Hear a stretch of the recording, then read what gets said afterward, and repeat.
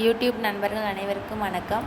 இன்றைக்கி என்ன பார்க்க போகிறோம்னா நெத்திலி கருவாடு பொரியல் தான் பார்க்க போகிறோம். எனக்கு தெரிஞ்சதை செஞ்சுருக்கேன் ஃப்ரெண்ட்ஸ். நல்லா தான் இருக்கும்னு நினைக்கிறேன். பாருங்கள், பார்த்துட்டு எப்படி இருக்குன்னு சொல்லுங்கள் ஃப்ரெண்ட்ஸ். ஆக்சுவலி ஃபஸ்ட் டைம் எங்கள் மாமியார் வீட்டில் எல்லா சமையலும் இப்போ நான் தான் செஞ்சிட்ருக்கேன். முன்னாடி எங்கள் வீட்டில் எந்த சமையலுமே நான் செய்ய மாட்டேன். இப்போ செஞ்சிட்ருக்கேன். ஆனால் நல்லாயிருக்குன்னு தான் சொல்கிறாங்க. வாங்க பார்க்கலாம்.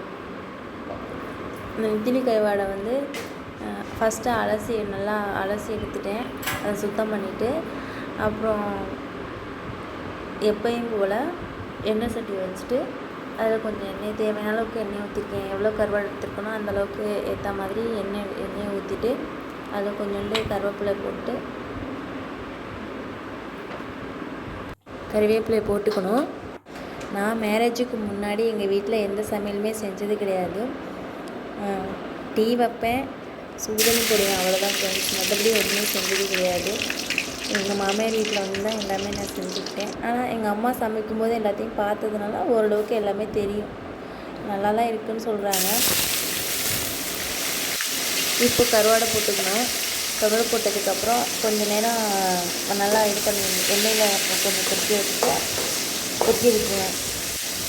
நான் சிம்பிளாக செய்யலான்ட்டு செஞ்சேன். மஞ்சத்தூளை மறந்துட்டேன். மஞ்சத்தூள் போட்டுக்கணும். முன்னாடி கழுவும் போதே எடுத்து மஞ்சத்தூள் போட்டு மிக்ஸ் பண்ணி தான் வச்சுப்பேன் எப்போயுமே. பட் இன்றைக்கி வீடியோ எடுக்கிற டென்ஷனில் மறந்துட்டேன். Sorry friends.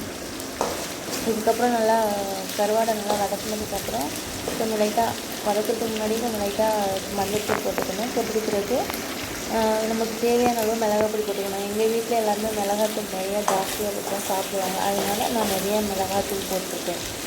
மிளகாத்தூள் போட்டு கொஞ்சம் நேரம் எண்ணெயில் அதோடு சேர்ந்து கருவாட்டோடு பொரிஞ்சு வைக்கிறது நம்ம எடுத்து வச்சுக்கணும். எடுத்து வச்சு சூப்பராக இருந்தது ஃப்ரெண்ட்ஸ்.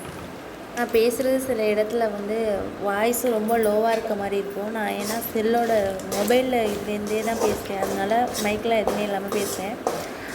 அதனால அப்படி கேட்கும் ஃப்ரெண்ட்ஸ். அது இல்லாமல் எண்ணெய் சட்டியில் பொரிக்கிற சவுண்டு எடுத்துகிட்டு பேசுகிறதுனால அந்த சவுண்டும் அதிகமாக கேட்குது ஃப்ரெண்ட்ஸ். எதுவும் நினச்சிக்காதீங்க. அதுக்காகவும் சாரி சொல்லிங்க. எனக்கு சப்போர்ட் பண்ணுங்கள்.